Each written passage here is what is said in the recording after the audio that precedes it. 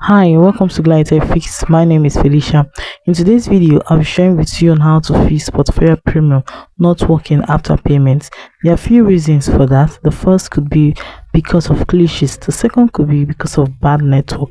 Now, if it's because of glitches, this is what you have to do.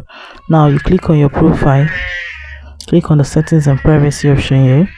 So you're going to see the option here that says data saving and offline. Click on it. So you have to scroll gently, clear your cache, confirm you want to clear your cache.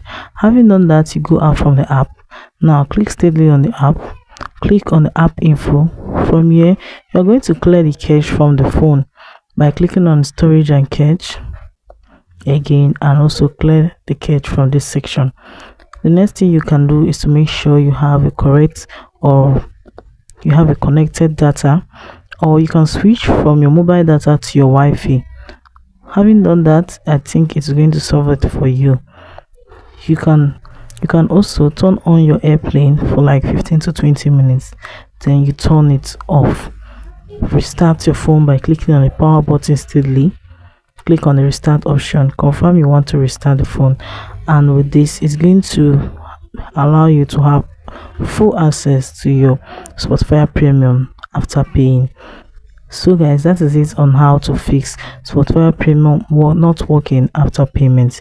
If this video was helpful, please do well to follow Glide Tech Fix for more fun tricks that make money. Thanks for watching.